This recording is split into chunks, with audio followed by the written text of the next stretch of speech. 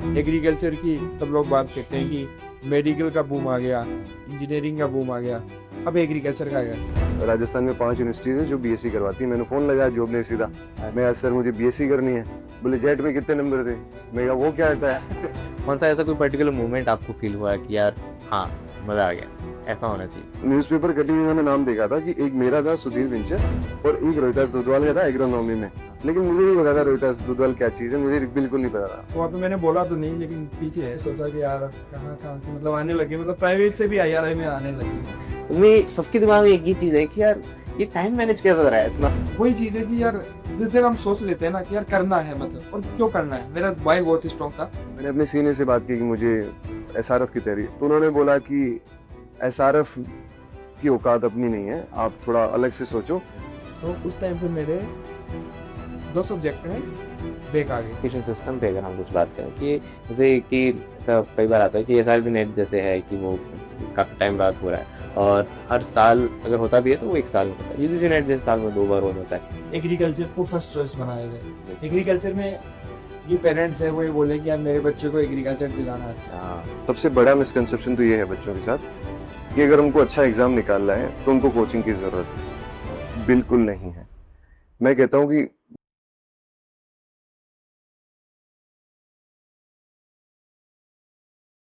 तो सर सबसे पहले तो आप दोनों को बहुत-बहुत धन्यवाद कहना चाहूँगा। Thank you so much for this opportunity sir. आज आपसे बात करने का मौका मिल रहा है, आईआरआई आने का मौका मिला है। It's a big opportunity for me. आगे जानते हैं बात कि कई सारे स्टूडेंट्स रोज़ कमेंट करते हैं, आपको मैसेजेस भी भेजते हैं कि यार सर आईआरआई आना चाहते हैं, आपसे बात करना चाहते हैं। फ़ोन पे तो बात होती ही होगी आपसे, किसी न किसी स्टूडेंट से आप इंटरैक्ट करते हैं कमेंट्स के थ्रू। बट स्टिल वो चाहते हैं कि वो आपके बारे में और जान पाएँ, आपके बारे में कुछ और पता चले उन्हें। तो इस वीडियो के थ्रू हम इसी चीज़ों को कवर करने की कोशिश करेंगे। और सबसे पहले तो मैं आपको यही कहना चाहूँगा thank you so much for this opportunity sir. Thank you Diwakar, we are also privilege to have you here और आई होप कि आपको यहाँ आके अच्छा ही लग रहा होगा और कोई दिक्कत तो बिल्कुल नहीं हुई होगी। बिल्कुल सर, कोई और इश्यू नहीं है। ये एक्चुअली ऑनेस्टली आईआरआई आना तो सबका ड्रीम होता ही है और कोई लॉन्ग टर्म के लिए आता है, कोई शॉर्ट टर्म के लिए आता है, बट एक बार जो यहाँ से आ गया ना वो हमेशा कुछ ना कुछ अपनी मेमोरीज यहाँ प्रिंट करके ही जाता है। बिल्कुल सर और मेमोरीज़ तो क्या मुझे तो लगता है बहुत बड़ी बात है मेरे लिए तो उल्टा मैं हमेशा याद रखूँगा कि यार सबके साथ एक इंटरेक्शन का वीडियो हो गया। तो बिल्कुल सर। तो सर सबसे पहले ये क्वेश्चन पूछना चाहूँगा कि उससे पहले सर इसके पीछे की क्या स्टोरी रही चैनल के पीछे? क्या कॉन्सेप्ट सोचा आपने? किसकी शुरुआत थी? पहले आपने सोचा या रोहित सर से आप कैसे मिले? तो क्या स्टोरी रही चैनल की शुरुआत होने से पहले, ये प्लेटफ़ॉर्म क्रिएट होने से पहले? तो उसके बारे में हमें भी बताएँ। जैसा कि आपने एक शब्द का इस्तेमाल किया कि चैनल, तो आईआरआई वाला हम ये मानते हैं, मतलब हमारा जो विजन है या मिशन है वो हमें सिर्फ देखते हैं हुँ, कि आईआरआई वाला एक केवल यूट्यूब चैनल नहीं है, एक हुँ, इंस्टाग्राम का केवल एक पेज नहीं है, हुँ, या एक प्लेटफॉर्म नहीं है जहाँ पे कुछ कोर्सेज के लिए स्टूडेंट्स को गाइडेंस या मेंटरशिप प्रोवाइड की जाती है। हुँ, हमारा मानना है कि ये एक रिवॉल्यूशन है, या फिर हम बोल सकते हैं एक उस प्रकार से कि जो गैप है एग्रीकल्चर एजुकेशन सिस्टम में, जो रियल गैप है, हुँ, जो ग्राउंड लेवल पे स्टूडेंट फील कर सकता है, और हम यहाँ पर बैठकर जो उस चीज़ को फील कर सकते हैं आईआरआई में, हुँ, उसको फुलफिल करने वाला ये गैप है। हुँ, क्योंकि हम ये समझते हैं कि जो हम यहाँ पे सीख रहे हैं, हुँ, जो एक क्वालिटी एजुकेशन या फिर क्वालिटी कंटेंट हमें यहाँ पे मिलता है, जो हमारे जो इंडिया के टॉप मोस्ट साइंटिस्ट है वो हमें यहाँ पे मेंटरशिप करते हैं, वो हमें कोई भी कंसेप्ट को समझाते हैं, तो क्यों नहीं उसको ऑल ओवर इंडिया स्प्रेड किया जाए, ताकि इंडिया का जो हर एक स्टूडेंट है वो उस चीज़ को समझ सके और प्रैक्टिकली कहीं ना कहीं इम्प्लीमेंट कर सके। क्योंकि हम जानते हैं कि सीटें लिमिटेड है, बिल्कुल। हम जैसे जितने भी सब्जेक्ट्स में हम कोर्स प्रोवाइड करते हैं जैसे भी, उसमें सीटें लिमिटेड है, तो एडमिशन तो केवल अगर 100 सीट है तो 100 लोगों को ही मिलेगा। लेकिन अगर 300 लोग उसको सीख रहे हैं कहीं ना कहीं, तो वो उसकी कहीं ना कहीं लाइफ में वो यूज आ सकता है। क्योंकि एग्रीकल्चर की सब लोग बात करते हैं कि मेडिकल का बूम आ गया, इंजीनियरिंग का बूम आ गया, अब एग्रीकल्चर का आ गया। कई बार अब लोग बोलते भी ये चीज़, हुँ, और होप सो कि ये हमें देखने को भी मिले। बिल्कुल सर। तो सर इसका शुरुआत की जब हम बात करते हैं, आप जैसे आपने बताया कि 1 साल पहले लगभग मैंने चेक भी किया था आपके चैनल पे, आपने लगभग साल भर पहले की वीडियो डाल रखा है। तो उसके बाद आप दोनों मिले या कैसे शुरुआत की? आपकी क्या स्टोरी रही इसके पीछे? तो उसके बारे में बताएँ, आप कहाँ मिले, क्या रहा? उसके बारे में हम सबको बताएँ कि क्या स्टोरी है चैनल की शुरुआत से पहले की? शुरुआत के विषय हम बात करते हैं कि पीएचडी में हमारा यहाँ पे एडमिशन होता है 2023 का एसआरएफ हमने लिया है। और उसके बाद में यहाँ पर आए जो सर का सोयल साइंस एंड एग्रोनॉमी, तो हमारी कुछ माइनर, इनका माइनर डिसिप्लिन था एग्रोनॉमी और मेरा माइनर हमने लिया गलती से सोयल साइंस को, क्योंकि यहाँ का आगे का सोयल साइंस डिवीजन थोड़ा सा ज़्यादा स्ट्रिक्ट है, वो हमें बाद में महसूस हुआ। तो उस टाइम में क्लासेज हमारी साथ में होती थी, तो एक दूसरे से इतनी पहचान थी कि यहाँ की ये सुधीर भाई है, और हम आपस में हाई हेलो होता था। एक दिन ये हाई हेलो से भी पहले जब जस्ट एडमिशन ही हुआ था 2-3 दिन बाद में, मेरे ही एक सीनियर थे, मतलब कॉलेज के सीनियर, वो भी सोयल साइंस में उनके साथ एडमिशन किया था। तो उन्होंने ऐसे इंट्रोडक्शन कराया कि ये सुधीर है, मतलब नागौर से है, राजस्थान से, और इन्होंने अपनी ग्रेजुएशन और पोस्ट ग्रेजुएशन प्राइवेट से की है, और अभी इनका ARI में एडमिशन हो गया। तो वहाँ पे मैंने बोला तो नहीं, लेकिन पीछे है सोचा कि यार कहाँ कहाँ से मतलब आने लगे, मतलब प्राइवेट से भी IRI में आने लगे, मैंने यही सोचा उस टाइप पे। और उसके बाद क्लासेस में मुलाकात होती रही, लेकिन मुझे पता था कि सुनील सर जो है वो अपने जूनियर्स को गाइड कर रहे हैं कोर्स के प्रोवाइड में, इतना ही पता था, बहुत ज़्यादा मुझे नहीं था। और ये सुनता था कि सुबह 5 बजे उठकर क्लास लेते हैं, ऐसे कुछ कि कैसे बैलेंस करते हैं, मतलब मैं कभी कभी ऐसे बातचीत हो जाती थी, कैसे बैलेंस करते हो, सुबह 5 बजे क्लास लेना हो, किस प्रकार से करें, वो सब चीज़ें। उसके बाद हमें हॉस्टल अलॉट होने थे, तो एक दिन हम एक रूम में बैठे थे, और ऐसे हम बातचीत कर रहे थे आपस में कि यार एग्रीकल्चर एजुकेशन में क्या बुक बोला है, क्यों मतलब लोग हायर एजुकेशन को लेके इतना अवेयर नहीं है, मतलब कि बिल्कुल भाई। PhD के साथ इतनी फेलोशिप होती है, मतलब उसके बावजूद कि उसके बारे में क्या जॉब अपॉर्चुनिटीज है, इन सबको लेके हम डिस्कस ही कर रहे थे। ऐसे कई बार ऐसे करते रहते थे, जैसे कि वो कुछ अलग पॉइंट बता रहे हैं, मैं कुछ अलग पॉइंट बोल रहा हूँ, तो फिर एक उस पर एक निकल के आता है ना लास्ट में कुछ कंक्लूजन। उसी प्रकार से एक चीज़ निकल गई ये भी, आप जो ग्रेजुएशन में जो बच्चे होते हैं ना, मतलब स्टूडेंट, उस टाइम में हम भी थे, तो हमें पता ही नहीं था कि यार JRF सच में क्या है, किस टाइम पे तैयारी करनी चाहिए, और सही गाइडेंस क्या है। मतलब सीनियर से अगर कनेक्टेड नहीं रहेंगे तो बुक्स का कुछ भी पता नहीं होगा। तो उसी को लेकर हमने बातचीत की, तो एक चीज़ कॉमन निकल के आई कि अब गैप है, कहीं ना कहीं गैप है, नॉलेज में गैप है, और गैप है कि जो नॉलेज है जिनके पास वो ट्रांसफर नहीं कर पा रहे हैं कहीं ना कहीं। IRI में जो भी स्कॉलर्स या जो भी होते हैं, जो भी आते हैं, उनको इतना नॉलेज होता है अपने सब्जेक्ट का कि वो उसको अच्छे से डिलीवर कर सकते हैं। देन आफ्टर उसी को लेकर बातचीत कर रहे थे, तो सुधीर सर ने भी कहा कि क्यों नहीं, क्योंकि सोयल साइंस में ऑलरेडी कर रहे थे, क्यों नहीं एग्रोनॉमी में भी किया जाए। तो मैं कहा यार अच्छी अपॉर्चुनिटी है, तो क्योंकि कहीं ना कहीं मैं चाहता था हमेशा से कि यार मैं भी मतलब टीचिंग लाइन में आऊँ, या फिर मैं भी बच्चों को पढ़ाऊँ, क्योंकि वो एक अंदर थी मेरे की मुझे सिखाना है किसी को, खुद सीख कर, एक कोई भी हार्ड कंसेप्ट है उसको खुद सीख कर फिर किसी को इजी वे में प्रेजेंट करना ही कहीं ना कहीं रहती थी। और UG के टाइम पे भी मैंने जो मेरे बेचमेट्स हुआ करते थे उनको भी मैं जैसे पढ़ा दिया करता था, जैसे बिठा के भी ठीक है, एग्जाम टाइम पे कि ठीक है यार ये है, और इतना याद है। तो उसके बाद में हम चंडीगढ़ गए हमारे बड़े भाई साहब अजीत जी जाकर के पास, तो हमने कहा कि सर सॉइल में ऑलरेडी हम कर रहे हैं, एग्रोनॉमी में भी हम करना चाहते हैं, और इस वक्त JRF और SRF दोनों का करना चाहते हैं, ठीक है। तो उन्होंने भी एग्री किया, और उसके बाद ऐसे तो इस प्रकार से तो कोर्सेज की मतलब शुरुआत हुई। चैनल की आप बातचीत कर रहे थे, तो चैनल तो मतलब कि उस टाइम पे ये तो हो ही गया था कि अब हमें इंफॉर्मेशन शेयर करनी है, मतलब तो उसके बारे में सुधीर सर आप ज़्यादा अच्छे से बता पाओ। राइट। तो स्टार्ट है ना, लाइक कोई भी चीज़ की स्टार्ट आप करना चाहते हो वैसे नहीं होती है। हम ये मानते हैं बेसिकली कि universe has is own plans. आप जैसे कोई आप कॉलेज में गए, आपने आपको अच्छे दोस्त ढूंढने से नहीं मिलते, आपको अच्छे दोस्त मिल जाते हैं। लाइक वैसे ही आपको जिस चीज़ की ज़रूरत होती है ना, यूनिवर्स हैज इट्स प्लान्स, और वो कैसे न कैसे करके आपको सेम फ्रीक्वेंसी वाले माइंड्स तक पहुंचा देता है। तो राइट फ्रॉम बिगिनिंग, जब जब अपन MSc की बात करते हैं, BSc की बात करते हैं, जब हमें कोई कॉन्सेप्ट सीखना होता है, आप यूट्यूब पे जाते हो, बहुत कम ऐसे चैनल्स मिलते हैं जो आपको टू द पॉइंट आपको इन्फॉर्मेशन प्रोवाइड कराते हैं। बहुत कम चैनल्स हैं, आपको बहुत स्ट्रगल करना पड़ता है, स्पेशली एग्रीकल्चर स्टूडेंट्स को। उसके बाद ऐसे चैनल्स भी बहुत कम होते हैं जिनकी क्रेडिबिलिटी बहुत कम होती है कि भाई जेन्युइन इन्फॉर्मेशन है या नहीं। तो एक थोड़ा सा होता है कि भाई बहुत ज्यादा ही अलग तरीके से फोकस थे। तो इनिशियली हम जब शुरुआत कर रहे थे तो हमने ये नहीं सोचा था कि हम आगे जाके ये वो सब धीरे धीरे पार्ट ऑफ द प्लान होता है कि धीरे धीरे जैसे जैसे आपको स्टूडेंट्स का सपोर्ट मिलता है वैसे वैसे। शुरुआत में इन्होंने इनके अंदर वो जेल थी, हमेशा से लगता था। और एक हमारे सीनियर हैं डॉक्टर नहीं, अभी डॉक्टर होने वाले हैं, हाँ। जीत राम सर, तो वो एक ऐसी कड़ी है जो हम दोनों को ऐसे मिलाते हैं बेसिकली। तो वो हमेशा बताते रहते थे यार रोहित में ये झील है, ये है, लेकिन वो दिखने से मतलब ये कुछ इंस्टाग्राम पे से IRA की कुछ शॉर्ट रील्स वगैरह बनाते थे, तो हमें सबको देख के अच्छा लगता था। तो धीरे धीरे ऐसा हुआ कि जब हम सेम फ्रीक्वेंसी पे आए, मैं सोइल की क्लासेस लेने लगा, ये ग्रो की क्लासेस लेने लगे, तो साथ में ज्यादा टाइम स्पेंड करने लगे, तो हमें ये पता चला कि भाई और क्या बना सकते हैं। तो हमने फिर छोटी छोटी रील्स, इंफॉर्मेटिव रील्स बनाना शुरू किया। फिर ICR की काउंसलिंग होनी थी, और ICR की काउंसलिंग में एक बहुत ही ज्यादा हैवॉक रहता है कि यार किसको क्या इन्फॉर्मेशन जानी है, नहीं पता होता। तो एक्चुअली हम ICR के बहुत पास है, तो हमें बहुत एक स्टेप मिल जाता है कि हम ICR से इन्फॉर्मेशन लेके जेन्युइन इन्फॉर्मेशन आगे पहुंचाएं, बिकॉज बहुत सारे बच्चे होते हैं बहुत परेशान होते हैं। तो हमने वो शुरू किया ना, तब हमें एक डायरेक्शन मिली कि हाँ यार बच्चों को सच में कितनी जरूरत है। और जब बच्चों ने कनेक्ट किया कि सर हमें ये जरूरत है, वो जरूरत है, तो उस हिसाब से हमने शुरुआत की।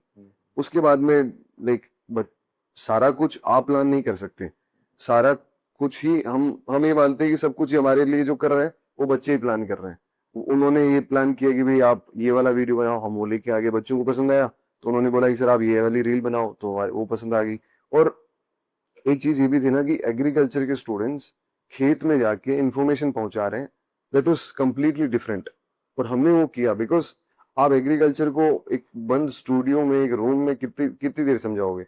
आपके खुद के अंदर वो आवाज आएगी यार क्या कर रहा हूँ मैं। तो हमारे अंदर वो शुरुआत से थी, क्योंकि basically we both are like farmer family only. हमने खेतों को टाइम स्पेंड किया और हमें वो दिखाना अच्छा लगता है। बहुत सारे लोग होते हैं जिनको जब हम शुरुआत कर रहे थे तो बहुत सारे लोगों ने बोला कि यार तुम क्या दिखा रहे हो। हमने बोला ये आप इसमें छुपाना क्या है इसमें, मतलब एग्रीकल्चर है, बैकवर्ड आप मानते हो, एक्चुअली द कंडीशन इज कि बैकवर्ड है, लेकिन आप उसको रिप्रेजेंट करोगे, बेटर रिप्रेजेंट करोगे, तभी तो कोई चांस है कि इम्प्रूव होगा।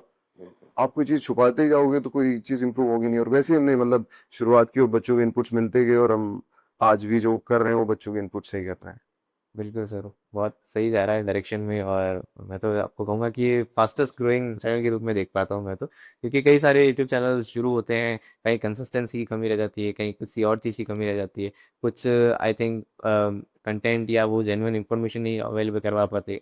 कई सारे फैक्टर्स रहते हैं यूट्यूब शुरू करने से पहले, पर आपका ये सारे सोर्सेज रोज़ वीडियोस आते हैं, रोज़ कंसिस्टेंसी रहती है, और बेटर क्वालिटी के ऊपर भी बहुत काम कर रहे हैं आप लोग। तो क्वालिटी क्वांटिटी दोनों का अच्छा बैलेंस है, तो उस वजह से बहुत अच्छा लगता है सर उस हिसाब से देखते हुए। तो सर और भी कई सवाल हैं, जैसे कि एक सवाल ये बनता है कि कौन सा ऐसा कोई पर्टिकुलर मोमेंट आपको फील हुआ है कि यार हाँ मज़ा आ गया, ऐसा होना चाहिए? ऐसा कोई कोई ऐसा कोई टाइम आपको फील हुआ, या शुरू से ही लग रहा था कि ये अच्छा चल रहा है, अभी भी अच्छा चल रहा है, या उसी जोन में चल रहे हैं, या कोई ऐसा पॉइंट लगा आपको कि यार ये अच्छा पॉइंट है, यहाँ मज़ा आ गया, अब यही करना है, तो ऐसा कुछ होता है? स्टार्टिंग में क्या हुआ, कुछ पॉइंट्स है जैसे जिनको अभी भी वो मतलब लाइफ टाइम वो रखेंगे मेमोरी। जैसे सबसे पहला बहुत ही हमारे लिए खुशनुमा माहौल था जब हमारे यूट्यूब पे 1000 सब्सक्राइबर हुए थे। मतलब उसमें जो मजा आया था, मतलब मैं तो ऐसे जब वो 990 हो गए थे मैं बोल के बैठा था कब होंगे, क्या क्योंकि ये क्या जाए, हाँ। एक्चुअली ये होता है ना कि हम बहुत काम कर रहे थे उस टाइम पे। ये था कि काउंसलिंग का टाइम था जैसा सुजेशन ने बताया, और उस टाइम पे ऐसा था कि अपडेट्स जब देने होते हैं तो अपडेट्स आपको ये चीज़ है कि आप कितना जल्दी आप स्टूडेंट तक पहुंचा पाते हो, वो था उस टाइम। तो कोई भी इंफॉर्मेशन आती थी जैसे तो हम तुरंत उसका फिर हमें वीडियो बनाना, तो उसके लिए कई बार क्योंकि इंगेज तो हम होते थे बहुत सारी एक्टिविटीज में यहाँ पे, लेकिन फिर भी अब टाइम निकाल के जैसे होता था कि अब आ गया तो रात हुई, फिर उसके बाद तुरंत उसका वीडियो बनाना, फिर उसका उस टाइम पे क्योंकि इतना दिन आप करते हो तो आपके पास कोई भी टीम नहीं होती है, आप ही अपना सब पिक्स करते हो, सब कुछ जो भी होता है मतलब एक यूट्यूब में दिखता है मतलब लोगों को थंबनेल डिजाइन करना, तो उसके बाद में उसको रिप्रेजेंट करना। तो वो वाली चीज थी कि जिस दिन 1000 पे मतलब लगा कि हाँ यार अब मतलब एक फील आया उस दिन तो कि 1000 से पहले वो दिखते भी थोड़े अच्छे नहीं है, 499 या 900 कि उस दिन से 1K दिखाई से मतलब कि अब आया मजा। सही। अभी 1K से 100K जरूर हो जाएंगे, मुझे लगता है सर उसके लिए बेस्ट स्पेशल है यहाँ पे। तो सर एक आपसे पूछना चाहूँगा कि अब आपके बैकग्राउंड के बारे में अगर सर बात करें कि सुधीर सर के बारे में अगर मैं बताऊं, तो मुझे सबसे पहले आपका नाम जो देखा था मैंने, वो मैं SRF के क्वेश्चन पेपर ढूंढ रहा था कि previous previous year question paper मिल जाए। तब मैंने किसी से अप्रोच की कि यार ये पेपर मिल जाए तो बढ़िया हो जाएगा, देख लेंगे कैसा आता है पेपर। तो आपका नाम था उसमें, आपकी तस्वीर, मैंने कहा चलो ठीक है अच्छा है। फिर बाद में एग्रीमेंटर्स के चैनल पर ही मैंने आपकी कुछ प्रीवियस ईयर क्वेश्चंस आप सॉल्व करवा रहे हैं, तो वहाँ से जानना शुरू किया कि अच्छा कंटेंट प्रोवाइड कराया जा रहा है यूट्यूब पे, तो बहुत अच्छी हुई कि एग्रीकल्चर में क्वालिटी कंटेंट आ रहा है। तो वहाँ पे मैं गैप देखता था, जो मुझे लगता था सर मैंने भी चैनल की शुरुआत इसी हिसाब से की थी कि अगर कोई नॉलेज प्रोवाइड करा रहे हैं तो इन टर्म्स ऑफ कहीं लाइट्स, कैमरा, उसमें कुछ कमी रह गया है, तो वहाँ मुझे लगता था कि यार ये सब चीज़ें भी और एलिमेंट जुड़ जाएँ तो और अच्छा हो जाएगा। तो फिर वो चीज़ मैंने वहाँ देखी कि अब यहाँ पे अच्छे सोर्सेज़ भी दिखा रहे हैं, आपके देखिए IEEE ने दिया हुआ है, ये कि यहाँ दिया हुआ है, तो वहाँ चल के विश्वास बनता है कि यार अच्छी जगह तो बता रहे हैं, अच्छी चीज़ बता रहे हैं। तो वहाँ मुझे कि जानने का मौका मिला आपके बारे में। फिर आपका एक इंटरव्यू आया था, तब कुछ जाना था कि सर प्राइवेट यूनिवर्सिटीज़ हैं, फिर थोड़ा-सा लगा कि अरे ऐसा है क्या? तो क्योंकि बहुत प्राइवेट का तो नाम ही नहीं सुनने में आता आपसे, तो फिर वहाँ जान के अच्छा लगा। फिर इससे अलावा नहीं जान पाए, क्या बैकग्राउंड रहा, कैसी आपकी लाइफ अब तक रही? तो ये बताएँ तो मुझे लगता है अच्छा लगेगा हमें जानना। एब्सोल्युटली। और शुरुआत होती है दिवाकर भाई कि जब मैं 12th में था, 12th हो गई, उसके बाद एक आइडियल फैमिली में होता क्या है कि हमें, जैसे फार्मर फैमिली है ना, तो पिताजी ज़्यादा पढ़े लिखे नहीं हैं, मेरी सिस्टर्स पढ़ी लिखी हैं, टीचर्स है तीनों, लेकिन फिर भी मुझे ऐसा लगता है कि वो एग्रीकल्चर से नहीं थे। वो उन्होंने बोला कि एक दीदी ने बोला कि भाई तू एग्रीकल्चर कर ले, अपने पापा भी खेती में है, तू एग्रीकल्चर साइंस करेगा, कुछ करेगा। तो मैं, यार ठीक है, कर लेता हूँ। तो अवेयरनेस नहीं थी कि एग्रीकल्चर शुरू शुरू कहाँ से करना है। मुझे लगा बीएससी करनी है। अब बीएससी कैसे करनी है, फिर खुद से ढूंढा तो पता चला कि राजस्थान में 5 यूनिवर्सिटीज है जो बीएससी करवाती है। मैंने फोन लगाया जॉब ने सीधा, मैं, सर मुझे बीएससी करनी है। बोले जेट में कितने नंबर थे? मैं कहा वो क्या होता है? मैं कहा वो क्या होता है? बोले फिर अगले साल आना। तो जेट ऑलरेडी हो चुका था। फिर मैं कहा मेरे को ड्रॉप नहीं लेना, तो देखा कि और क्या कर सकते हैं, तो मैं फिर एक प्राइवेट यूनिवर्सिटी में एडमिट हो गया। 12th बायो से ही किया था? हाँ, 12th बायो से, पीसीबीसी की। तो पता नहीं था एक्चुअली, अवेयरनेस बिल्कुल नहीं थी कि होता क्या है। तो मैंने एक प्राइवेट यूनिवर्सिटी में एडमिशन लिया। प्राइवेट यूनिवर्सिटी में एडमिशन लेने के बाद मेरे दोस्तों के साथ भी यही कंडीशन थी। वो बोले कि क्या कर रहे हैं, मैं आ जाओ एग्रीकल्चर में। तो वो भी आ गए। 3-4 हम दोस्त हो गए थे जो स्कूलिंग से साथ में थे। तो उसके बाद हुआ ये था कि आप जब शुरू करते हो तो आपको ये एंथुसियाज्म होता है। मुझे एग्रीकल्चर बड़ी अच्छी लग रही थी शुरुआत में। तो मैं 2 साल बहुत ढंग से पढ़ा, बहुत ढंग से पढ़ा, और मैं सेकंड थर्ड ऐसे क्लास में होता था। लेकिन फिर मेरे अंदर है ना, पता नहीं क्या, एक ज़ील हमेशा से ही थोड़ी अलग डायरेक्शन में जाने की थी। तो मैंने अपने अर्ली ड्यूरेशन में एक स्टार्टअप शुरू कर दिया। तो मैंने जब वो किया, बहुत सारी लर्निंग्स मिली, मैं पढ़ाई से थोड़ा दूर हो गया, लेकिन मुझे रियल लाइफ एग्जांपल्स और रियल लाइफ सिनेरियोज मिले जो बड़े हेल्पफुल रहे, आज तक भी हेल्पफुल रहते हैं। उसके बाद बीएससी के बाद वापस एक क्वेश्चन आया कि क्या करना है, क्योंकि स्टार्टअप कोविड आ गया था, फेल हो गया था, तो वापस क्या करना है। तो मैंने एक एनजीओ भी शुरू किया, फैमिली फार्मर एनजीओ, की भाई अब हमें नॉलेज मिल चुकी है, अब हम यूटिलाइज करते हैं, ऐसे सोच रखते थे मैं और मेरे दोस्त।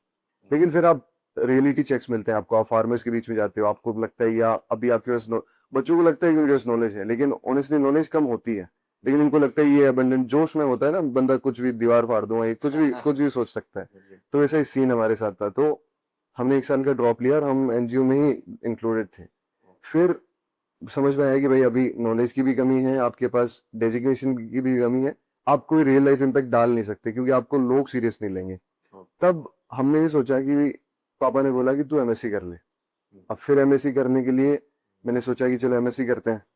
अब एमएससी करने के लिए जेआरएफ का पेपर लगता है, मुझे कोई आइडिया नहीं था क्योंकि प्राइवेट यूनिवर्सिटी में किसी ने बताया ही नहीं ना, और हमारा फर्स्ट बैच था, हमें पता ही नहीं था कि जेआरएफ क्या होता है। तो फिर एग्जाम से 1 महीने पहले, 1-1.5 महीने पहले जब फॉर्म फिलिंग होती है ना, तब किसी ने बोला कि जेआरएफ का एग्जाम होता है और तुम ये दे सकते हो। तो 1 महीने पहले, 1.5 महीने पहले जब मुझे पता चला तो मैंने फॉर्म वॉर्म लगाया और तुरंत पढ़ने बैठ गया। फिर आधा महीना तो यही सोचने में निकल गया, सब्जेक्ट्स भी चूज करना पड़ता है। तो पहले मैंने जेनेटिक्स से शुरू किया, फिर 10-15 दिन जेनेटिक्स पढ़ी, उसके बाद मैंने सोइल साइंस पे फोकस किया कि हाँ, सोइल साइंस छोटी है, बहुत आसानी से अपन कर लेंगे। मैंने मुश्किल से 20 दिन पढ़ाई करी थी जेआरएफ के लिए और मेरे 300 कुछ स्कोर आया था, और उससे मेरे को अच्छी कॉलेज नहीं मिली जो मेरे को मिलनी चाहिए थी। मेरे को नॉर्थ ईस्ट में मिल रही थी कोई, तो मैंने कहा कि नहीं, मुझे फिर तब तक ये हो गया था कि जब तक रिजल्ट वगैरह आया था ना, तब तक मैं सिर्फ सोइल साइंस को ही पढ़ रहा था। पर बच्चे रिलेट करेंगे, जो एक बार सोइल साइंस पढ़ लेता है, आप भी रिलेट करोगे, फिर वो छोड़ नहीं पाता। मजा आता है। तो फिर गवर्नमेंट कैंपस एक बार के लिए मेरे को मिल भी रहा था, लेकिन मैंने कहा नहीं, मुझे सब्जेक्ट पे ही फोकस करना है अब। तो सब्जेक्ट पे फोकस करने के लिए मैं कहा फिर से वापस प्राइवेट जाना पड़ेगा। मैं गया, पापा ने बोला कोई नहीं, तू पढ़ाई कर, पैसे वैसे का सोच मत। तो मैं गया फिर से प्राइवेट यूनिवर्सिटी में। तब जाके मुझे रियलाइज हुआ अब अगर मैं आगे कुछ करूंगा तो मुझे गवर्नमेंट से ही करना है और बेस्ट से करना है। बिल्कुल। तो मैंने अपने सीनियर से बात की कि मुझे एसआरएफ की तैयारी, एमएससी एमएससी फर्स्ट ईयर तक तो मैं फर्स्ट सेमेस्टर तक तो चीज़ें समझ ही रहा था, फिर उसके बाद मैंने बोला सीनियर्स को, तो उन्होंने बोला कि एसआरएफ की औकात अपनी नहीं है, आप थोड़ा अलग से सोचो, आप स्टेट एंट्रेंस का सोचो। तो मैंने कहा ठीक है। तो फिर आप एक थोड़ा जोन में आ जाते हो, आप सिमिलर माइंडसेट के लोगों से मिलते हो जो सेम पढ़ाई कर रहे हैं। तो हमने एक ग्रुप हो गया था कि जो रेगुलरली अच्छी पढ़ाई कर रहा था सॉइल साइंस की, एक बहुत अच्छा माहौल बना दिया था हमने शुएट्स में, जो मतलब मुझे लगता है कि डायरेक्शन भी चेंज करेगा शुएट्स की। पिछले कुछ सालों से काफी ज्यादा मतलब अप्रिसिएशन भी मिलता है कि वहाँ है ना एक बड़ा सा पेड़ हो गया था पीपल का, हम उसको बोलते थे लव ट्री, क्योंकि सारे कपल्स वगैरह वहीं आके बैठते थे। तो हम क्या करते थे कि हर संडे को 10 जने, मैं अपने क्लास के 10 जनों को बुलाता था और उनको टास्क देता था इस वीक में ये पढ़ना है, अपन 10 संडे को ये डिस्कस करेंगे लव ट्री के नीचे। तो हम करते थे और फिर वो एक एम्बियंस बन जाता है कि सब कुछ कॉम्पिटिटिव हो जाता है और मैं भी पढ़ने लग गया। तो जब आप अच्छे तरीके से पढ़ते हो और स्पेशली जब जीरो से पढ़ते हो ना, आपको मजा बहुत आता है। तो मुझे भी मजा आने लगा और फिर हमने वैसे रोहित सर ने वो बताया कि हमने PhD entrance, Rajasthan PhD entrance दोनों ने साथ दिया और न्यूज़पेपर कटिंग में नाम देखा था कि एक मेरा था सुधीर विंचर और एक रोहितास दुधवाल का था एग्रोनॉमी में। लेकिन मुझे नहीं पता था रोहितास दुधवाल क्या चीज है, मुझे बिल्कुल नहीं पता था, बस ये पता है हाँ रोहितास दुधवाल कोई चीज है। ठीक है, अब स्टेट एंट्रेंस में रैंक बनाई, फिर आईआरआई का सपना था कि भी आईआरआई में जाना है। बट आईआरआई देखो एक चीज बताता हूँ, आप अगर कोई टॉप इंस्टीट्यूशन जाते हो ना, जैसे आप दिल्ली आए, आपके अगर जूनागढ़ से किसी को दिल्ली आना है, अब आप आसानी से गाइड कर सकते हो ना भाई कौन सी ट्रेन लेनी है, किस जगह रुकना है, कौन सी ट्रेन बेटर है। तो वो आपको पूरी गाइडेंस आप दे सकते हो। वैसे ही मैं अगर आईआरआई आया तो उसमें एक आईआरआई के मेरे बैचमेट का बड़ा रोल था। उसने मुझे एक्चुअली गाइड किया कि भाई तू ये बुक पढ़, ये मत पढ़, ऐसे मॉक दे, ऐसी चीजें कर। और उन्होंने बिल्कुल सेल्फलेसली उस चीज को दिया। बीजन मॉडल अभी भी मेरे बैचमेट है और लैबमेट भी है, उन्होंने मेरे को एक पुश दिया कि तू कर सकता है, ऐसे कर ले। तो वो एक टर्निंग पॉइंट था कि उस वजह से मेरे एसआरएफ में स्कोर अच्छा आया और मैं आईआरआई आ गया। अब वही चीज होती है, अगर आपको वही लोग जो ऑलरेडी वहां पहुंच चुके हैं, लेट्स से टॉप यूनिवर्सिटीज पहुंच चुके हैं, अगर वो गाइड करें, स्पेशली वो लोग जो जीरो से उठ के आए, उनको पता ही भाई आपका क्या लेवल है, जीरो है लेट्स से, तो वहां से आपको कैसे तैयारी करनी है। ऐसा नहीं है कि जेआरएफ में बेस होगा तभी आप एसआरएफ में या बीएससी में आपने अच्छी पढ़ाई करी है तभी आप अच्छी यूनिवर्सिटी में जा सकते हो, ऐसा बिल्कुल नहीं है।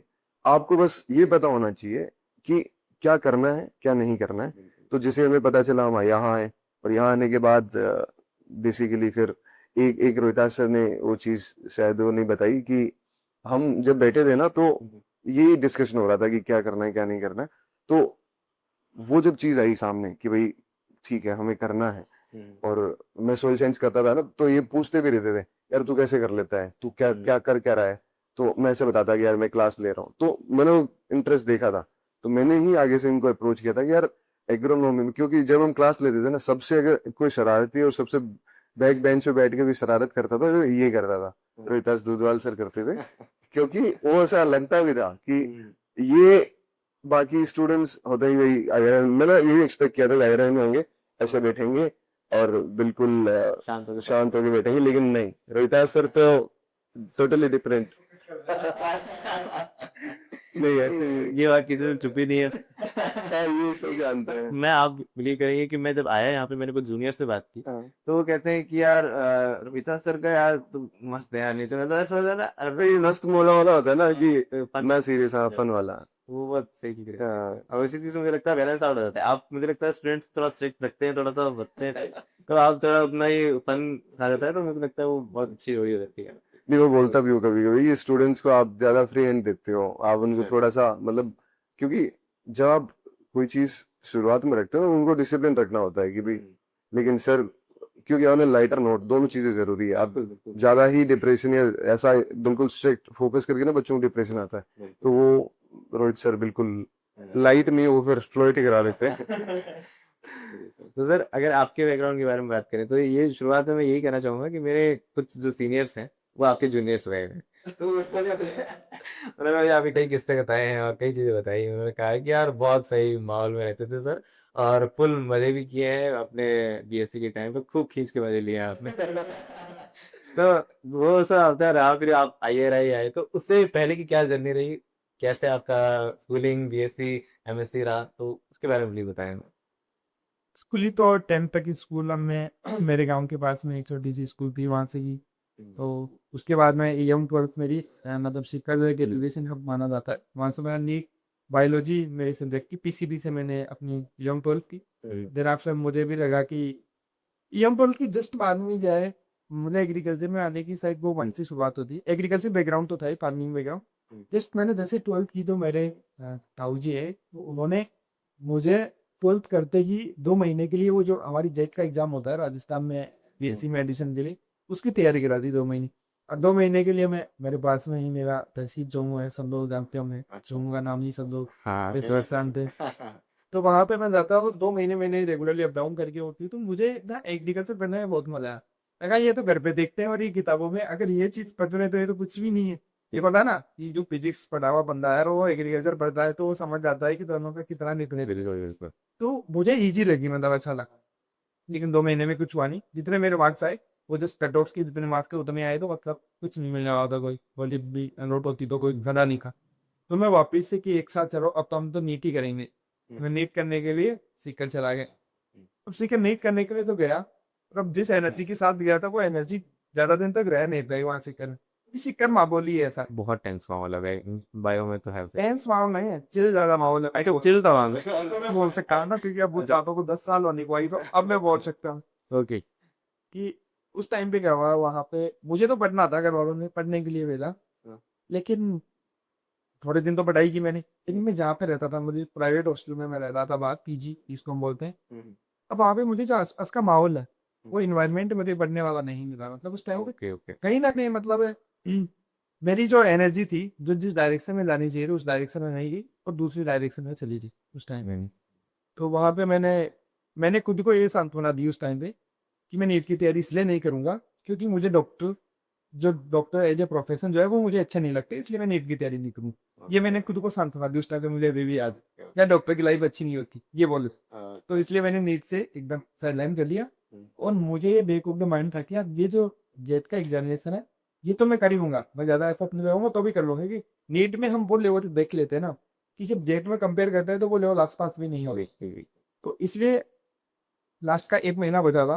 अब मुझे थोड़ी थोड़ी डेट याद है कि उसे 7 मई को एग्जाम हुआ था हमारा उस टाइम पे नीट का, 2017 की मैं बात कर रहा हूँ। Okay okay. और जस्ट आफ्टर 12 दिन मेरे पास होते थे, और 19 मई को ऐसे कुछ 2017 में वो एग्जाम था, जेट का एग्जामिनेशन। मेरे को 12-13 दिन दब देते, तो मैं नीट का पढ़ रहा था वैसे, ऐसी बात नहीं। लेकिन नीट के साथ साथ मैंने 1 महीने पहले एग्रीकल्चर उठा लिया मैंने सिलेबस, और एग्रीकल्चर को पढ़ना मैंने स्टार्ट कर दिया।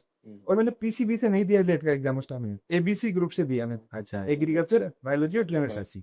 और वो 10-12 दिन थे, उस 10-12 दिन में मैंने एग्रीकल्चर में सोचा। तो इस प्रकार से देखते हुए उस टाइम पे रैंक आती है। मेरे को उदयपुर जाना था क्योंकि मैंने चाहता था कि मैं उस जो हमारे घर से 7 किलोमीटर की फेरी तेरी में बैठा हूँ, अच्छा लेकिन फिर भी घर वालों ने नहीं भेजा। सब नहीं दिया। मैं तो अब आजाद होना चाहता हूँ, होता है ना भाई, अपने आजाद होना चाहता हूँ, तो वो लेकिन नहीं हो पाया। फिर जो हमने एडमिशन लिया मैंने बीएससी, उदयपुर नहीं ले जाकर जाओ। फिर वहाँ पे बीएससी की स्टार्ट होती है लाइफ। तो एग्रीकल्चर में हो या फिर कोई भी हो, कॉलेज में जाने से पहले एक सपना होता है, कॉलेज ऐसी होती है वहाँ पे ये करेंगे, एक सपने लेकर आता है सब। वो सपना मैं भी लेकर गया। उतना तो नहीं देखने को मिला, लेकिन ठीक है, स्टार्टिंग में एक सेमेस्टर तो मैंने बहुत अच्छी सी पढ़ाई भी की। क्योंकि एक्चुअली होता क्या है कि जो मोस्टली एग्रीकल्चर में जो मेरे बैचलर्स तो वो जेट के थ्रू ही आते हैं, तो वो सब एग्रीकल्चर बैकग्राउंड से होते हैं। मैं थोड़ा सा नीट वगैरह की तैयारी किया हुआ था, तो मुझे थोड़ा एडवांटेज था कि वहाँ पे स्टार्टिंग में जो जेनेटिक्स वगैरह के जो कोर्सेज सब्जेक्ट है उसमें मुझे इतना एडवांटेज था कि वो सब्जेक्ट मेरी पहले से मिली थी, तो मुझे एक एज मिला हुआ है। तो फर्स्ट सेमेस्टर मेरा बहुत अच्छा गया। सेकेंड सेमेस्टर की बारी आई। सेकेंड सेमेस्टर में थोड़ी हवा का असर तो होता है, सेकेंड सेमेस्टर में ज़्यादा थोड़े हवा में आ गई। उस टाइम पे पढ़ाई थोड़ी अच्छे से नहीं की, बिल्कुल भी सेमेस्टर कोर्सेज को ध्यान नहीं दिया, क्लासेस को बिल्कुल ध्यान नहीं दिया।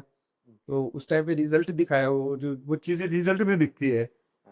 तो उस टाइम पे मेरे 2 सब्जेक्ट में बैक आ गए। तो वो पहला झटका लगा कि नहीं, चीज़ें पढ़ के ही होती है, ऐसे नहीं होगी। क्योंकि फर्स्ट सेमेस्टर में वो कोर्सेज कॉमन थे जो मेरे नीट के टाइम पे पढ़े थे, लेकिन सेकेंड सेमेस्टर में डायरेक्टली मुझे धक्का लगा। और आई थिंक एक तो मेरे बैक आई थी स्टेटिस्टिक्स में, एक इकोनॉमिक्स का कोर्स था, तो दो में मेरे बैक आई। तो बैक आने पर उस टाइम पे ये था ना कि इतने हम उस माहौल में थे, मतलब कि उस बैग आने से भी मुझे बहुत झटका लगा। नहीं, मैंने कहा कोई बात नहीं, निकाल लेंगे, पैसे तो लगेंगे 800 तो रुपये लेते, नेक्स्ट ईयर वापिस से दे सकते हैं। बस एक वो थोड़ा सा दुख दर्द इतना था कि हाँ भाई अब जूनियर्स के साथ बैठ के देना होगा। हाँ। फिर उसके बाद सेकेंड ईयर का फर्स्ट सेम आता है। सेकेंड ईयर के फर्स्ट सेम में भी सेम चीज़ें करनी हुई थी सेकेंड ईयर के फर्स्ट सेम तक। उस टाइम पे बहुत ज़्यादा मतलब इतना ध्यान दे के मतलब पढ़ाई नहीं की, और जो भी था फ्लोर के साथ कंटिन्यू चलता गया। लेकिन जब सेकेंड ईयर का फोर्थ सेम आया तो फोर्थ सेम के एग्जाम तक मैं थोड़ी थोड़ी चीज़ें समझ चुका था कि जो चीज़ मैं कर रहा हूँ उस चीज़ से मेरा बहुत ज़्यादा भला होने वाला नहीं है, और जो लोग मेरे आसपास में मुझे लग रहा है कि मतलब यही लोग जिंदगी पर एक होता है, मतलब हम उस टाइम पे ऐसा लगता है कि दोस्ती ही सब कुछ है, यही लोग मुझे तो जिंदगी भर पाल पोस देंगे, या जो भी चीजें मतलब जिस प्रकार की ले हमें उस माहौल में होते हैं तो ऐसा लगता है कि ना। तो मुझे थोड़ा थोड़ा रियलाइज हो गया उस टाइम पे। मैंने सेकेंड ईयर के पोस्ट सेम में थोड़ी पढ़ाई उस टाइम पे की और अच्छा रिजल्ट भी आया। मैंने उन चीज़ों को कवर की, वापिस से जो मेरे बैकलॉग थे उनको निकाला। थर्ड ईयर में फिर फर्स्ट सेमेस्टर में फिर थोड़ी सी पढ़ाई। अब थर्ड ईयर के फर्स्ट सेमेस्टर का जैसे एग्जाम दिया, थर्ड ईयर के फर्स्ट सेमेस्टर में मैंने पहली बार अच्छे से की, अब इस बार पढ़ना है। मैंने 1 महीने तैयारी की थी एग्जाम से पहले, कितना पहले तो 1 नाइट करते थे आप हमारा। वो नहीं उस टाइम पे मैंने पहली बार 1 महीने तैयारी की एग्जाम से पहले, और उस टाइम पे मेरी ओजीपीए पहले तो कम ही चल रही थी। पहली बार मेरी ओजीपीए आई उस टाइम में 7.5 ऐसे कुछ होती। 7.5 ज़्यादा है, गवर्नर के अकॉर्डिंग वहाँ बहुत कम देते हैं। हाँ मुझे मालूम और उस टाइम पे मेरी जो ओजीपीए थी ना, जो भी जितने भी हमारे बेच में लड़के थे उनमें सबसे ज्यादा थी। तो उसने जो मुझे कॉन्फिडेंस दिया कि तू तो चीज है। एक होता है ना यार, मतलब तूने बढ़ाओ, तूने कर लिया भाई, तूने 1 महीने तैयारी की और तूने वो चीज कर ली कि तूने तूने सबसे बेटर कर दिया, मतलब तू बेटर है, एक कॉन्फिडेंस देती है हमेशा। उसके बाद में कोरोना आ गया, हम घर पे आ गए। घर पे आने के बाद में घर पे घर का काम वाम किया थोड़ा। उस टाइम पे हार्वेस्टिंग का काम चल रहा था, मुझे याद है 20 मार्च के अराउंड कोरोना लगा था अपने। तो उस टाइम पे घर पे थोड़ा दो बीट वगैरह की हार्वेस्टिंग वो करवाई, काम करवाते थे, घर पे रहते थे। और घर पे बढ़िया मतलब खाना वाना खाना, क्योंकि हॉस्टल में तो क्या ही मिलता है, तो बढ़िया एकदम मेरा वेट इंक्रीज हो रहा था और कुछ नॉलेज तो वेट उस टाइम पे बढ़िया इंक्रीज हो गया। हाँ। अब एक दिन मैं बात कर रहा था ऐसे मेरे दोस्त से, तो उस टाइम तक जब मैंने एक और बड़ी इंटरेस्टिंग चीज है, मैं एक मेरे दोस्त से बात कर रहा था, दोस्त के दोस्त से बात कर रहा था, मतलब कॉमन दोस्त था वो। तो बोलता है यार उसने ना अरुण कात्यायन 2 बार कर दी, मतलब ऑन पे हम बात कर रहे थे, ये बात है 29 जून की बात है। और मतलब वो मेरी हिट की पहली बार, मुझे अगर लाइफ में कोई चीज हिट की ना उस दिन मुझे लगा, क्योंकि हिट वो चीज करती है जो आपको, मुझे कोई फर्क नहीं पड़ता कि अंबानी जी क्या कर रहे हैं या कौन क्या कर रहा है, आपको फर्क पड़ेगा कि आपके साथ वाला क्या कर रहा है आज। हाँ। वो चीजें ही आपको मोटिवेट कर सकती है कुछ करने के लिए। तो मुझे लगा यार वो 2 बार अरुण का टाइम फट रहा है, मैं क्या कर रहा हूँ यहाँ पे बैठे। तो 1 जुलाई से 1 जुलाई 2020 1 जुलाई 2020 से मैंने किताबें उठाई उस टाइम पे। और उस दिन मैंने पहली बार मतलब स्टार्ट किया था, कहाँ से पढ़ूँ क्या पढ़ूँ कुछ नहीं पता था, बुक्स थी नहीं मेरे पास, केवल एक बुक थी बेसिक एग्रीकल्चर से मेमराइज सुंदर। मैंने ठीक है यही उठाते हैं जो है अपने पास। उस दिन से मैंने पढ़ाई करना बिल्कुल एक्यूरेटली जिसको बोलते हैं कि अब तो पढ़ना ही है, वो मैंने स्टार्ट कर दी। अब स्टार्ट करने के बाद में फिर मेरी ओजीपीए उस टाइम पे चल रही थी, रिजल्ट नहीं आया था थर्ड ईयर के फर्स्ट सेमेस्टर में। तो मतलब मेरी ओजीपीए उस टाइम पे 6.4 रिजल्ट थे, रिजल्ट आ गया था, लेकिन फिर भी 6.4 ही थी मेरी, और 6.6 की रिक्वायरमेंट होती है। लेकिन मुझे ये पता था कि अभी तो मेरे पास 3 सेमेस्टर है, तो मेरी 6.6 तो कर लूंगा, और ज्यादा का नहीं मालूम, क्योंकि रावी रेडी वगैरह भी थोड़ी ठीक भी दे देते हैं सभी लोग, क्योंकि कोर्स वर्क नहीं होते हैं, तो अराउंड 8 तो सबको मिल जाती है मतलब। और उसके अलावा एक सेमेस्टर का और रिजल्ट आना था, इसका भी होगा जो देखा जाए। पर मैंने अपनी तैयारी जिस स्टार्ट की थी उस टाइम में मेरी 6.4 ही थी, 6.6 नहीं थी, और मुझे पता था बहुत आएगी नहीं।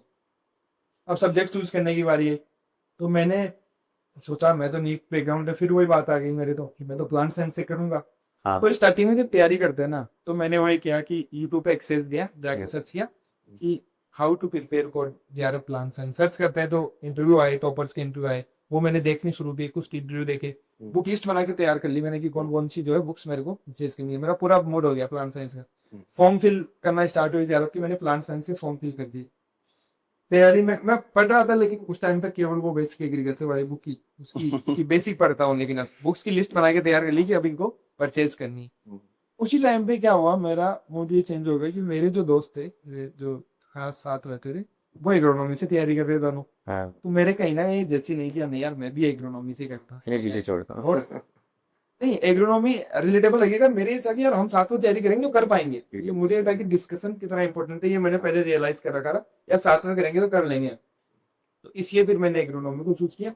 और दूसरा एक ये भी था कि स्टार्टिंग से ही एग्रोनॉमी तो इजी थी, मतलब प्लांट साइंस में मैं इसलिए करना चाहता था कि ठीक है यार, हम मेरा नीट बैकग्राउंड है इसलिए मैं कर सकता हूँ, लेकिन एग्रोनॉमी का ये हो गया कि हम स्टार्टिंग से खेती देखते आ रहे हैं तो इजीली हम कर सकते। देन आफ्टर तैयारी स्टार्ट की, फिर उसके बाद उसी साल मैंने एग्जाम भी दिया। उस साल सिर्फ 2 महीने की तैयारी में मेरा 232 स्कोर आया था, जो एक अच्छा था, मतलब सम्मानजनक था। कट ऑफ उससे पार नहीं हो रही थी, लेकिन उस 3 महीने की तैयारी में मेरे को ऐसे दिखा दिया था कि तू कर सकता है, तूने एग्जाम पैटर्न को समझ लिया है और पोटेंशियल है, तो ये कॉन्फिडेंस देती है पूरी साल, क्योंकि आपको कोई भी जर्नी में स्टार्ट करते हैं तो उसमें कॉन्फिडेंस बहुत जरूरी है।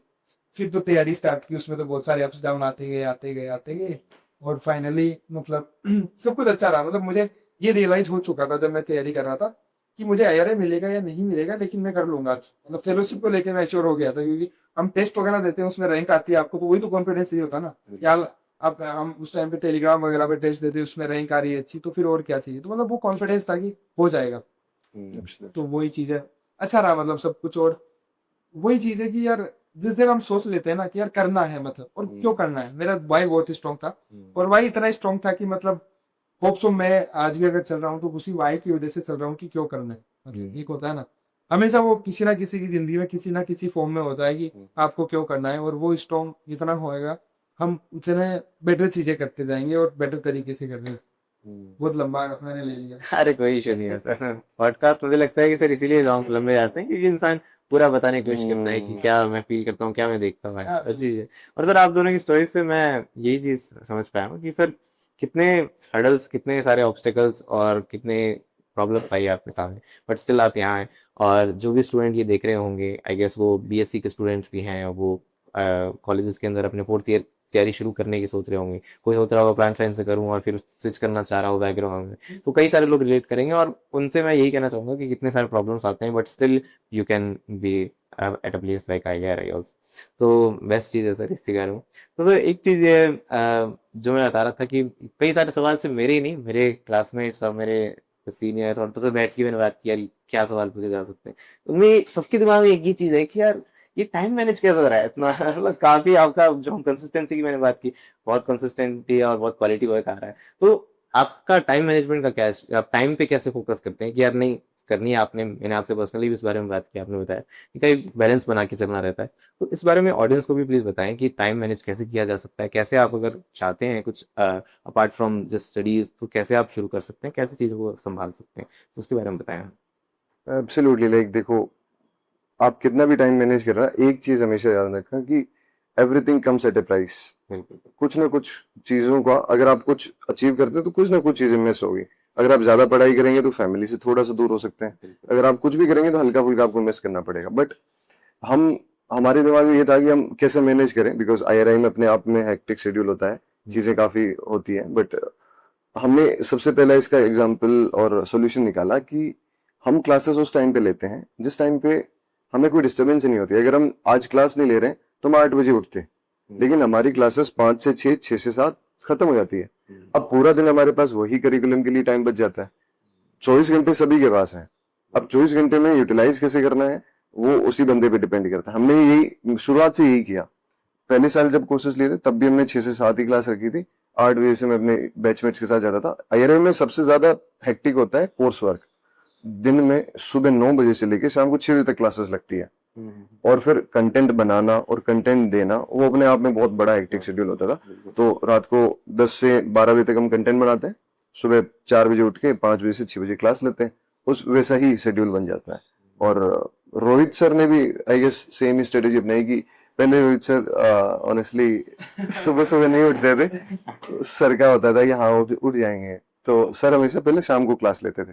लेकिन फिर उन्होंने भी रियलाइज किया कि टाइम मैनेज नहीं हो रहा है, क्योंकि शाम को जब क्लास लेते हैं तो आईआरआई में जो भी चल रहा है वो भी मैनेज करना बहुत मुश्किल हो जाता है। बहुत सारे काम होते हैं apart from academics also, but बहुत सारी चीजें होती है जब आपको क्वेश्चन रेज होता है कि हाँ यार अभी मैं क्या करूँ, क्या प्रायोरिटी है मेरी।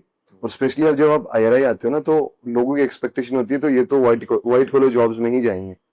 तो उस माइंडसेट को भी थोड़ा सा अपने आप को सोचना होता है यार, जब हमने ये सोचा, बिकॉज अगर बच्चे हम पे ट्रस्ट कर रहे हैं, एक तो होता है कि आप जेन्युइन इन्फॉर्मेशन प्रोवाइड करा रहे हो, एक फिर आप उनको गाइड भी कर रहे हो।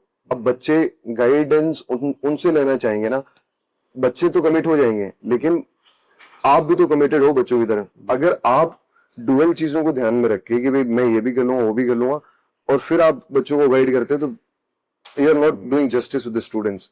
तो हमें पहले ये क्लियर करना था कि क्या हम इस चीज के लिए कमिटेड हैं कि वे बच्चों को ही गाइड करेंगे। तो एक क्वेश्चन मार्क आया था, तो we discussed and we thought कि हाँ, हमें अगर इस चीज का गैप हम फुलफिल करने की बात कर रहे हैं एक्चुअल में, तो फिर हमें डुअल स्टैंडर्ड बिल्कुल नहीं होना है, आज नहीं होना है, कभी नहीं होना है। तो एक वो पॉइंट था जब हमें एक डिसीजन मेकिंग लेनी थी, और वो हमने लिया, और उसके बाद में ये सोचा कि हाँ, अभी हमें एज एन करियर ऑप्शन इसी को लेना है कि हम ये जो गैप बिल्ड करना चाह रहे हैं ना, ये जो गैप वाली चीज है जिसको हम ब्रिज करना चाह रहे हैं, वो हमें और कैसे कर सकते हैं। अभी IRA वाला इज नॉट जस्ट कि वो JRF में ही गैप बिल्ड कर रहे हैं। आप कोई भी एग्जाम ले लो, हम ARS से लेके JRF, कोई भी कॉम्पिटिटिव एग्जाम, जो भी टॉपर्स के इंटरव्यूज होते हैं, हम वो लाने की कोशिश करते हैं। वही तो गैप है मेजरली, कि अभी तक ये भी चीज मानी जाती है कि IRA के लोग अपनी नॉलेज शेयर नहीं करना चाहते हैं। ऐसा एक माइंडसेट बना लिया लोगों ने, लेकिन ऐसा नहीं है। They also want to guide their juniors, वो भी अपने जूनियर्स को बताना चाहते हैं, अपने जो एलुमनाई है जिस भी कॉलेज के, उनको बताना चाहते हैं, बट एक प्रॉपर प्लेटफॉर्म नहीं था। तो वो ऑब्वियसली वी आर थिंकिंग कि IRA वाला वो गैप ब्रिज कर रहा है। और स्पेशली जैसे अब IITs, एम्स वगैरह में देखते हैं कि एम्स दिल्ली, IIT दिल्ली, वहाँ के लोग इन चीजों में आ रहे हैं कि वो भी अपने जो है उनको गाइड कर रहे हैं। तो व्हाई नॉट IRI भी तो कर सकता है, IRI की सोलस भी तो कर सकते हैं। सो दैट इज हाउ हम कर रहे हैं, और दैट इज हाउ हम टाइम मैनेज का भी कोशिश करते हैं। बट हाँ, अगेन अगर हम कुछ करते हैं तो कुछ चीजें छूटती हैं, और कुछ चीजें छूटने की प्राइस भी होती है, and we also understand that. तो वो चीजें, बट हाँ, life is all about balance, कुछ ना कुछ छूटेगा, कुछ ना कुछ आप पाओगे, तो वो बैलेंस रख के चलना पड़ता है। और होप सो हम कर पा रहे हैं, और आगे भी ऐसे ही करते रहेंगे। बिल्कुल बिल्कुल सर। तो लाइक थोड़ा सा और इसमें ऐड करना चाहूंगा, जैसे कि टाइम मैनेजमेंट की बात कर रहे हैं, तो एक होता है ना कि सुधीर सर की बात करते हैं, तो एक मतलब होता है कि डिसिप्लिन है, डिसिप्लिन होता है तो टाइम मैनेजमेंट तो आ जाता है ऑटोमेटिकली। तो जैसे कि सुबह उठना है तो मतलब उठना है 4 बजे, मतलब डेली का रहा है इनका, मतलब थ्रू डे। इवन मतलब कई बार तो ऐसा भी हुआ है कि 2-2 घंटे सोकर भी सुबह पढ़ा रहे हैं बच्चों को, क्योंकि होता है कई बार हमारा ऐसा पर्सनल शेड्यूल भी ऐसा होता है जिसमें हम रात को 2-2 बजे तक बिजी रहते हैं, कभी किसी कारण से कुछ भी हो सकता है, मतलब फिर भी हमें सुबह तक डिलीवर करना ही है टाइम ही। तो 2 बजे सोकर 4 बजे उठना, कब दिन में भी नहीं सो पाते हैं, तो मतलब क्योंकि दो चीजें हो गई ना, एट द रेट की जो कोर्सेज है उसमें भी हमें क्वालिटी कंटेंट प्रोवाइड करना है, उसके अलावा यूट्यूब पे भी हमें इन्फॉर्मेशन शेयर करती रहनी है, क्योंकि जो हमारे पे ट्रस्ट बना है हम उसको खोना नहीं चाहते ना। क्योंकि एक हजारों लोग जो एग्रीकल्चर के स्टूडेंट है, वो एक उम्मीद लगाकर बैठे रहते हैं कि जब तक IRA वाला बताएगा इन्फॉर्मेशन तब जाके हम मानेंगे कि ये ऑथेंटिक है। हाँ सर, बिल्कुल ये बात सही है। मैं कई बार मतलब ऐसा मेरे स्टूडेंट जूनियर्स ने भी हमको कहा है कि यार IRI सर का भी आया नहीं है वीडियो, वो आ जाना थोड़ा सा आपको में मिल जाएगा, तो वो अच्छा लगता है बिल्कुल सर। हम वो चीज नहीं देंगे तो वो फिर वो हम पे गुस्सा भी करेंगे, गुस्सा कर सकते हैं, गुस्सा करते हैं। सबको गुस्सा करने की आदत ही है, और बच्चे ना बहुत जल्दी भावुक हो 1 जाते हैं। मिनट में कमेंट कर वो देंगे। तुरंत कर देंगे कि क्या है सर, मतलब क्यों कर रहे हो ऐसा, हाँ। ऐसा नहीं, अब क्यों नहीं कर रहे, हाँ। कर भी देते हैं, बहुत बार भावुक हो जाते हैं। जैसे हमारे पास क्या है, डेली के आप मानोगे नहीं 200 मैसेज मानोगे तो भाई एवरेज, हाँ। जिनको हम कोशिश करते हैं कि सोने से पहले 1 घंटा तो पर्सनली मैसेज के लिए हमें रखना होता है कि इनको हम जवाब देंगे। दिन में भी हम जैसे बैठे हैं कहीं भी, तो बैठ के बातचीत तो कम कर पाते हैं, तो हमें भी दोस्त लोग भी हमेशा बोलते हैं कि यार पूरे दिन ही मतलब ये करते रहते हो, वो थोड़ा सा मिलता भी है, क्योंकि अब टाइम मिला हुआ है तो उस टाइम को हम सोचते हैं कि कैसे यूटिलाइज करें, तो उसमें मैसेज वगैरह देखते रहते हैं, फिर भी बच जाते हैं, तो सोने से पहले उनको रिप्लाई कर।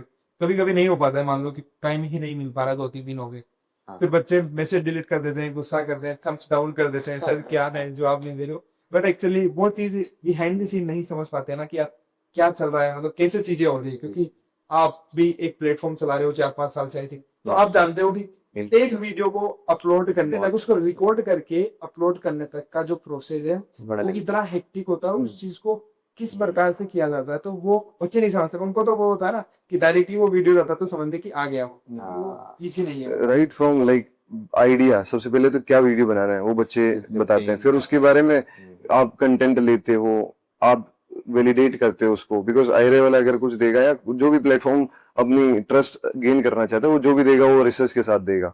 तो हमें ये हमेशा होता है कि हम डबल चेक जरूर करते हैं कि क्या ये सही है, वो चेक करना, फिर कैसे क्या PPT बनानी है, कुछ किस फॉर्म में प्रेजेंट करना है, क्या करना है, उसके बाद क्या थंबनेल होना चाहिए, क्या स्क्रिप्टिंग होनी चाहिए, कहाँ रिकॉर्ड करना है, क्या रिकॉर्ड करना है, फिर और उसका डिस्क्रिप्शन, टाइटल, ये वो, फिर लाइव, बहुत सारी चीजें होती है। बच्चों को लगता है कि सर आया नहीं, आया नहीं। लेकिन बच्चों को ये समझना चाहिए कि आने के लिए ना बहुत सारे स्टेप्स होते हैं। वो कभी कभी लेट भी होता है, तो we are sorry for that, but बच्चों का पॉजिटिव होना हम समझ सकते हैं। बंदे पॉजिटिव उसी से होते हैं जिनसे बहुत प्यार करते हैं, और हमें बहुत फॉर्चुनेट, किसी दिन कोई थम्स अप एक दिन डाला था किसी बच्चे ने, हमें बड़ी खुशी हुई कि यार देखो, मतलब बच्चों की ये इतनी पॉजिटिवनेस हमने गेन कर ली है कि अब हमारे कुछ नहीं करने से भी बहुत फर्क पड़ रहा है, बिल्कुल। हमारी साइलेंस भी बहुत फर्क पड़ रही है। वो उस दिन भी हमारा पॉइंट अच्छा था कि हाँ सर लास्ट ईयर मैंने भी आपका कोर्स लिया है सारफ वाला, और काफ़ी हेल्पफुल रहा वो एग्जामिनेशन में भी। और ना सिर्फ मैं कहूँगा एग्जामिनेशन, और कई सारे इन टर्म्स ऑफ लाइफ में जो इंसान को मोरल्स और डिसिप्लिन और इन हर चीज़ में मुझे लगता है कि इंस्पिरेशन मिलता है। रोज़ कुछ ऐसा लगता है कि यार कि कितना अच्छा चल रहा है यहाँ। तो बहुत अच्छा इन टर्म्स ऑफ, अगर मैं टीचिंग के रूप में भी देखूँ कि अगर मैं पढ़ाना चाहता हूँ, तो फिर एक आइडियल स्टेट क्रिएट के ऐसा भी पढ़ाया जाता है, इस तरह से लेवल्स की, इस तरह से इंटरेक्ट किया जाता है बच्चों से, तो काफ़ी सारी चीज़ें सीखने को मिलती है। तो पहले एग्रोनॉमी और सिर्फ सॉइल साइंस पे फोकस थे, अभी आपने एक्सपेंड किया है और भी कोर्सेज लेके आए हैं। तो आई थिंक मैं चाहूँगा कि आप ही इस चीज़ को थोड़ा सा और बेहतर रूप में बता पाएँ कि अब कितने कोर्सेज चल रहे हैं और क्या-क्या उसमें पहले ये जो कोर्सेज हैं पहले से, और आई थिंक बिल्कुल ऑफ कोर्स और बेटर हो चुके होंगे, क्योंकि हमने तो, मैंने भी तो देखा है, वो मुझे लगता है और भी बेस्ट था। अब तो हर साल और एक्सपीरियंस ही गेन हो जाता है, और आपके पास क्वेश्चंस और इंसिडेंट्स क्रिएट हो जाते हैं कि ऐसा ये खेल खेलते हैं इंटरवल, तो ऐसा कर लेना है। तो अब और कैसे बेहतर हो सकती हैं चीज़ें, उसके बारे में प्लीज़ बताएँ? राइट। तो जैसे आपने मेंशन किया ना, स्टूडेंट हमारे साथ, हम ये हमेशा ध्यान रखते हैं, बिकॉज स्टूडेंट सिर्फ सब्जेक्ट सीखने आता है हमारे पास, लेकिन हमें क्या ऑफर करना है वो हमें पता है। सिर्फ सब्जेक्ट एक बहुत छोटी चीज है, सब्जेक्ट तो आपको कोई भी टीचर या कोई भी मेंटर पढ़ा देगा। हमारे बच्चों से आप हमेशा ये चीज पाएंगे कि सब्जेक्ट के साथ साथ वो डिसिप्लिन सीखता है। एक तो सुबह 5 बजे उठना है तो उठना है, और क्लास नहीं आओगे तो फिर डांट भी पड़ेगी, फिर मॉक नहीं दिए तो डांट पड़ेगी, फिर आप कैसे इंटरेक्ट करते हो। हम बाकी सारी चीजों को भी एडवांस लेके चलते हैं कि दुनिया में क्या चल रहा है, सोशल साइंस की दुनिया में क्या चल रहा है, एग्रीकल्चर में क्या मैटर करता है, क्यों आप लोग मैटर करते हो, सब कुछ सिखाते हैं। तो जब हमने शुरू किया तो हमें लगा कि सिर्फ हमें ही ब्रिज करना है गैप, लेकिन जब 1 साल हुई सॉइल साइंस किया, दूसरी साल हुई हमने एग्रोनॉमी किया, और तब जाके हमें ये भी रियलाइज हुआ कि बच्चों की नीड सिर्फ सोइल और एग्रो नहीं है। सारे बच्चे सोइल और एग्रो चूज नहीं कर रहे हैं, तो बच्चे ही हमें बोलते थे कि सर आपने सोइल और एग्रो को तो बना दिया, हम कहाँ जाए, हमें तो लेना ही नहीं दोनों। तो बच्चों की ही नीड थी कि आप हमें ये लेके आओ। कम से कम एक कोर्सेज के लिए 25 मैसेज आते रहते थे कि भी ये करो वो करो।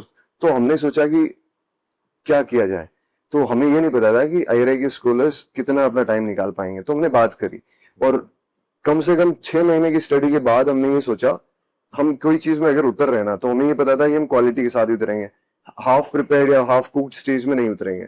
तो जब हमें ये लगा कि हमारे पास बेस्ट मेंटर्स हैं, गोल्ड मेडलिस्ट हैं IRI के सोशल साइंस हॉर्टिकल्चर में, एक इंटो में टॉप जो रैंकर्स, मतलब एक तो हमारी सिंपल सी स्ट्रेटेजी है, एक तो टॉप रैंकर होना चाहिए, एक कम्युनिकेटर अच्छा होना चाहिए। सिर्फ ऐसा नहीं कि टॉप रैंकर बहुत होते हैं, बट उनको एक्सप्लेन करना आना चाहिए, एक अच्छा कम्युनिकेटर होना चाहिए। ये हमने थोड़े फिल्टर्स लगाए थे।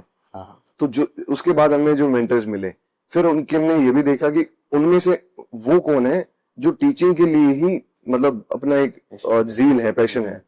तो जब हमने लिस्ट आउट की, भाई हाँ ये कैंडिडेट्स हैं और ये अच्छा पढ़ाते हैं और इनके मन में है पढ़ाना और ये गाइड करना चाहते हैं, तब हमने सोचा कि हाँ व्हाई नॉट। तो हमने ये फिर हमने सबसे पहले हमारे एक प्लांट साइंसेस के हैं, कौन नहीं जानता सत्यम सर को, लाइक एवरीवन नोज कि प्लांट साइंसेस में कितना अच्छा वो कंटेंट प्रोवाइड कर रहे हैं पिछले 6 साल से।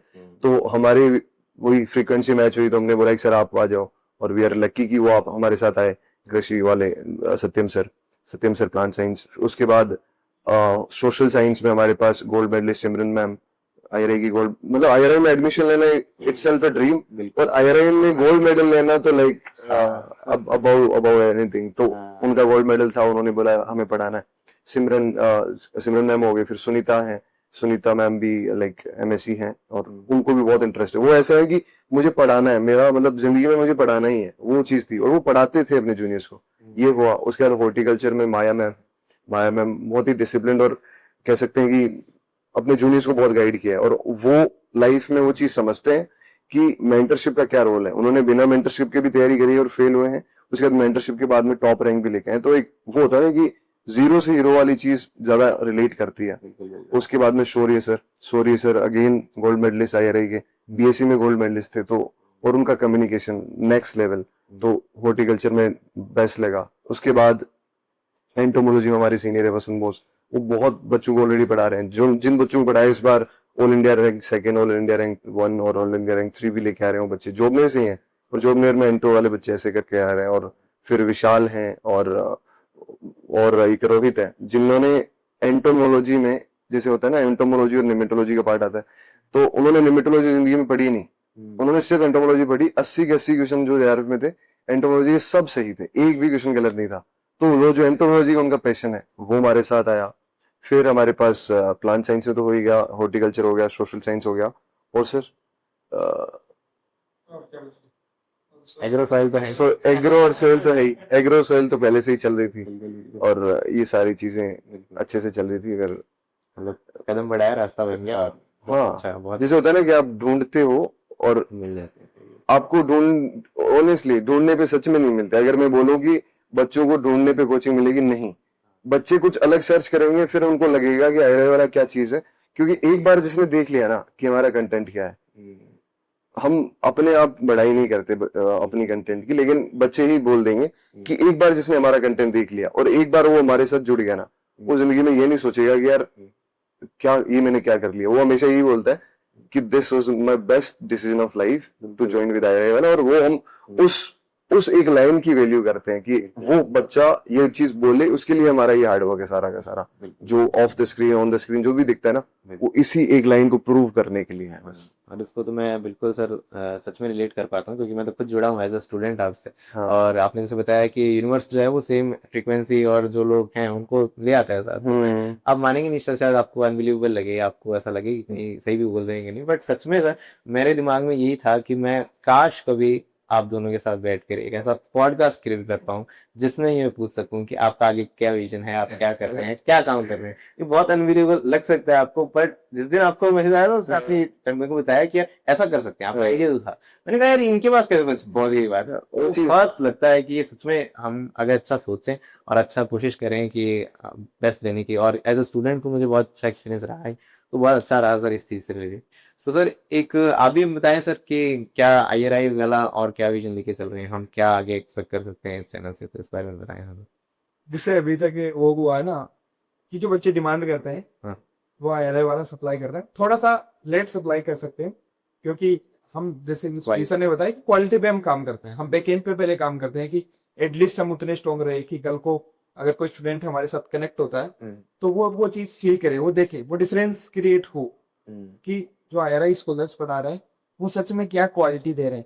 और अभी तक आज तक किसी ने हिम्मत नहीं की IRI से, मतलब IRI का कोई भी स्कॉलर जो है उसने मतलब कि मैं बच्चों को पढ़ाऊं, मतलब जिनके पास रिसोर्स नहीं है, जिनके पास अवेलेबिलिटी नहीं है। आज हम बात करते हैं एग्रीकल्चर एजुकेशन सिस्टम की, हम बात करते हैं तो अगर जो सच में जो चीज़ खराब है उसको क्रिटिसाइज किया जा सकता है। हम जानते हैं कि कितने गवर्नमेंट कॉलेजेस है उनके अंदर सब कैंपस होते हैं, चलो मेन कैंपस जो होता है उनमें फिर भी थोड़ी बहुत ठीक फैसिलिटीज होती है, सभी टीचर्स इक्वल नहीं होते, कुछ सब्जेक्ट के अच्छे होते हैं, कुछ के खराब होते हैं, कुछ को ही इंटरेस्ट होता है वहां पर जो लोग होते हैं। सब कैंपस में और भी हालत खराब है, वहां पर तो रिसोर्स बिल्कुल ही अवेलेबल नहीं है। बच्चों को जो बेसिक जो कोर्स होता है फंडामेंटल कोर्स वो नहीं कराया जाता। प्रैक्टिकल्स तो बहुत दूर की बात है, प्रैक्टिकल्स की तो हम बात ना ही करें तो अच्छा है, लेकिन एटलीस्ट थ्योरेटिकल पोर्शन भी इतना अच्छे से नहीं कवर कराया जाता कि वो सच में सोच सके। जैसे कि कोई भी बड़ी एग्जामिनेशन की हम बात प्राइवेट भी sir, even private agriculture universities वहां पे तो बोलते ही हैं कि जैसे हम किसी से बात करते ना यार कि इंफ्रास्ट्रक्चर अच्छा है, हाँ इंफ्रास्ट्रक्चर अच्छा है प्राइवेट एग्रीकल्चर यूनिवर्सिटीज का, नो डाउट वहाँ पे बेसिक फैसिलिटीज अच्छी है, लेकिन उसके बाद में वो कोई भी इन्वेस्ट क्यों करना चाहेगा, क्योंकि वो मतलब मान के चले कि कोई भी अपने मेंटर पे वो इतना नहीं कर पाते हैं, उसकी वजह से वहां पर भी हम बात करें तो कि जो टीचर्स है वो उतना नहीं प्रोवाइड कर पाते, गैप रहता है। गैप रहता है कहीं ना कहीं। तो इसीलिए हमारा तो यही है कि हम उस गैप को किस प्रकार से फिल कर सकते हैं, जितना ज्यादा हो सके हम उतना फिल करना चाहते हैं। अभी हम केवल ICAR JRF और SRF के कोर्सेज ही हम अवेलेबल करवा रहे हैं जिसमें हमारी एक्सपर्टीज है। हम किसी अगर दूसरे भी हम अगर चाहे कल को हम एक अगर ओल एग्रीकल्चर के लिए भी अगर हम सोचते हैं तो उससे पहले हम उसमें रिसर्च करेंगे कम्प्लीटली, हम हमारी पूरी एक्सपर्टीज हम उस पर लगाएंगे कि यार उसमें क्या चीज आ रहा है, कितना कंटेंट हमें दे रहा है, कितना नहीं दे रहा, क्योंकि दोनों में डिफरेंस है। बिल्कुल। JRF में एक अपर लेवल का होता है, उसमें कम्युनिटी रेफरेंस को हमारे पढ़नी होती है, बट अगर हम ऑल एग्रीकल्चर की बात, कॉम्पिटिटिव एग्जाम्स के लिए। बट हाँ अगर बच्चों की डिमांड रहेगी तो फॉर श्योर मैं भी जल्दी हम उस चीज को कर सकते हैं। बट अरे यही रहेगा हमारा तो, कि हमारे लिए तो वो बहुत ईजी है। मतलब हम JRF ऐसा का पढ़ाते हैं, नर्सरी में JRF एग्रोनॉमी का मैं करवाता हूँ, तो हमें इन डेप्थ पूरी ठेकेदार सर की बुक पूरी पढ़ानी होती है वीड साइंस के लिए। वहां पे कुछ ही नहीं है हमें, वहां पे तो हम बोलते हैं ना कि हम अगर एक बार देख के भी नहीं जाएंगे ना, हम कई बार बात भी करते रहते हैं सुनील सर और मैं, कि यार वहां पे हम जनरल एग्रीकल्चर भी लेकर एग्रोनॉमी सोयल बनाएंगे, तो वहां पर तो एक बार हम कंटेंट नहीं देख कर भी जाएंगे, जितना हम हमें अंदर है हमारे, अगर उसको भी हम बताएंगे ना, तो उससे बच्चों के ट्यूशन बन जाएंगे। ये जो भी IBPS एको वगैरह है, जो भी PG वगैरह जो एग्जाम है ना, उसमें तो सब्जेक्ट की ट्यूशन केवल इससे बन जाएंगे कि हम जाके हम बोल रहे हैं तो ही बन जाएगी, क्योंकि इतना हमें कॉन्फिडेंस इसलिए एक्सपीरियंस भी उसका है। लेवल हमने देखा है कि क्या क्वेश्चन आ रहे हैं वहाँ पे। हमें बहुत बेसिक क्वेश्चन आता है वहाँ पे, सॉइल स्ट्रक्चर टेक्सचर की डेफिनेशन पूछ दी जाती है, तो सर कितना इन डेप्थ पढ़ाते हैं। वही तो वो वाली चीज है कि अब स्टूडेंट्स की जो डिमांड रहती है उसके अकॉर्डिंग में भी उस डायरेक्शन में हो सकता है आगे। और तो बट और जो मेन जो एक होता है ना कि मेन जो रीजन है वो ये है कि आप जो बच्चा है जिसके पास रिसोर्स नहीं है, उसके पास अफोर्डेबल क्वालिटी एजुकेशन मिले। थोड़ा प्राइस कभी भी मैटर नहीं करता है कोर्सेज का, प्राइस जो देखते हैं ना, जो कम प्राइस में फंस जाते हैं ना, वो वो प्राइस देख लेते हैं लेकिन टाइम नहीं देखते। आप ये मान के चलो आप हमारे साथ जुड़ रहे हो 1 साल के लिए, तो 1 साल की वैल्यू आप देखो ना, 1 साल की क्या वैल्यू है, क्या है 5,000 से चाहिए, किसी ने 4,000, 1,000 से आप 1 साल की वैल्यू काउंट कर सकते हो क्या? कभी भी फुलफिल नहीं की जा सकती, दोनों में कंपेंसेशन हो ही नहीं सकता है। इसलिए ये है कि कभी भी बच्चा अगर किसी के साथ जुड़ना चाहता है तो उसका बैकग्राउंड जरूर चेक करें कि उनका क्या बैकग्राउंड है, क्या क्वालिफिकेशन है, क्या सच में वो उस चीज को उन्होंने वो करवा सकते हैं क्या, मतलब उस लेवल का माइंडसेट उनका है क्या, ये जरूर चेक करें। किसी के साथ भी जुड़े मतलब वो मैटर नहीं करता, लेकिन बैकग्राउंड चेक करना बहुत जरूरी है बच्चों। एब्सोल्युटली। फिर एक छोटी सी बात इस बारे में भी कर लें कि अगर एजुकेशन सिस्टम पे अगर हम कुछ बात करें कि जैसे कि ऐसा कई बार आता है कि SRB नेट जैसे है कि वो काफ़ी टाइम बाद हो रहा है, और हर साल अगर होता भी है तो वो 1 साल में होता है। UGC नेट जैसे साल में 2 बार हो जाता है। कई सारे हम ये सुनते हैं कि एग्रीकल्चर कॉलेजेस खुल रहे हैं तो उनमें सीट्स हैं अगर टीचर्स की, बट रिक्रूटमेंट्स कम हो रहे हैं। तो इसके बारे में अगर हम छोटे ज़्यादा टाइम तो नहीं लूँगा सर मैं आपका, बट इस बारे में अगर हम कुछ बात कर सकें कि भाई क्या कर सकते हैं स्टूडेंट, कैसे, क्या आपको क्या लगता है कि आवाज़ उठाने का क्या सही तरीका हो सकता है? कि धरना प्रदर्शन, ये एक और हम कह सकते हैं जो हम कहते हैं बच्चे करते हैं, तो ये एक सही अप्रोच है या क्या करना चाहिए स्टूडेंट को, कैसे आवाज़ उठानी चाहिए? इस बारे में कुछ हम छोटी सी बात कर सकेंगे, फिर वीडियोस को कवर करते हैं रिव्यू पे। तो जैसा कि आपने बताया और हमने ऑलरेडी, जैसे आपने बहुत सारी अच्छी बात बताई, ऐसा नेट नहीं होता टाइम ही, यहाँ पे बहुत सारे इश्यू वही आप हैं फिर। ऑलरेडी हमने एड्रेस भी किया है। तो जैसे अभी जो सुधीर सर है वो यूनियन यहाँ का जो IRA का यूनियन होता है वहाँ के प्रेसिडेंट भी है, तो डायरेक्टली ICAR की जो अथॉरिटीज है उनके साथ हम कनेक्टेड भी रहते हैं। हम डायरेक्टली जाकर जो भी इश्यूज होते हैं उन पे हम डायरेक्टली बातचीत कर रहे हैं, और कई बार पर्सनल इश्यूज पे भी हम चले जाते हैं कि हमारे पास कोई कॉल आ गया स्टूडेंट्स का कि सर हमारे ये कॉलेज में ये इशू है तो आप प्लीज इसको एड्रेस करो। तो अगर हमारे पास टाइम होता है तो हम उसको भी एड्रेस करने के लिए चले जाते हैं, और जो कॉमन इश्यूज है उनको हम लगातार एड्रेस करते रहते हैं। जैसे एक तो जो BSc में एडमिशन लेना चाहते हैं उनके लिए ABC वाला जो बहुत चल रहा था, हमने उसको लगातार DG सर तक भी, हमारी मंत्री महोदय तक भी वहां तक हमने पहुंचाने की कोशिश की पूरी, कि यार किस प्रकार से जो है सॉल्यूशन हो जाए, क्योंकि सब कुछ हम नहीं कर सकते, लेकिन हमारे से जितना हो सकता है हम उससे ज्यादा करने की कोशिश करते हैं। ये साल भी वाला जो जैसे आपने बताया नेट वाला, उसमें भी ऑलरेडी लेटर्स कई बार हमने दिए हैं, और भी जैसे स्कॉलरशिप है SRF वालों में मैंने स्कॉलरशिप मिलती है, लेकिन नॉन SRF वालों को कुछ भी नहीं मिलता है, उनके लिए भी कुछ ग्रांट प्रोवाइड किया है, उसके लिए भी हमने इंटरव्यू वगैरह दिया। और आप भी ये चीज जानते हो कि सिस्टम के अंदर मतलब टू बी ऑनेस्ट, मतलब तो भी इंटरेस्ट होता है तो इंटरेस्ट के अकॉर्डिंग वहाँ पे काम होता है। तो may be but student welfare में ये चीजें होनी चाहिए, और आने वाले टाइम में भी हो सकती है, और मे बी IRA वाला और ज्यादा स्ट्रॉन्ग बनकर इस चीज को और ज्यादा स्ट्रॉन्ग तरीके से हम रख पाएंगे। ये मतलब हाँ, बिकॉज हम हमेशा ये बोलते हैं, we are not a coaching, we are not a platform, हम बस बड़े भाई हैं जो आपको गाइड कर रहे हैं। और अगर छोटे भाइयों को कोई प्रॉब्लम हो रही है तो IRA वाला हमेशा आवाज उठाता था, आवाज उठाएगा और करेगा वो चीज जो जरूरत है, और वो हम करते ही रहते हैं। और आई होप कि जैसे जैसे हम और स्ट्रॉन्गर बनेंगे, वो वॉइस भी, जितने लोगों की वॉइस एक साथ मिलेगी, हम और अच्छा ही उनके साथ करेंगे। जितना स्टूडेंट्स और उस चीज़ के साथ Exactly. करेंगे तो और वो चीज़ स्ट्रांग होकर बाहर आएगी।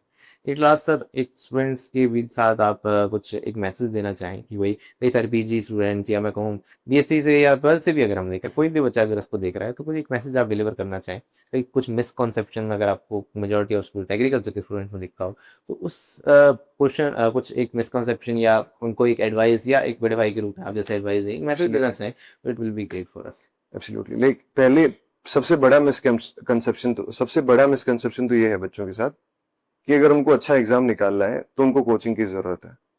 बिल्कुल नहीं है। मैं कहता हूँ कि मेजोरिटी ऑफ द एग्जाम्स और मोस्ट ऑफ द स्टूडेंट्स के लिए सेल्फ स्टडी ही बेस्ट है।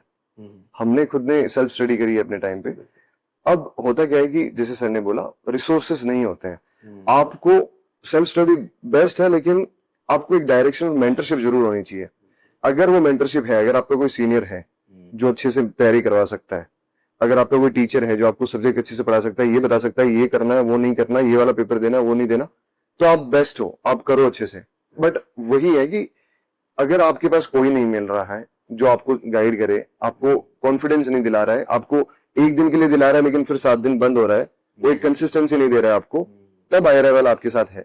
और हमेशा रहेगा कि जो भी आपकी नीड हो, पहले हम सोहेल एग्रो की नीड को फुलफिल करते थे, फिर हम सारी ICAR के एग्जाम्स को फुलफिल करते हैं। अब जो भी आपकी नीड होगी ना, आप हमें बताओ, आप कंसर्न लेके आओ, we will try our level best कि हम उस चीज को सॉल्व करें।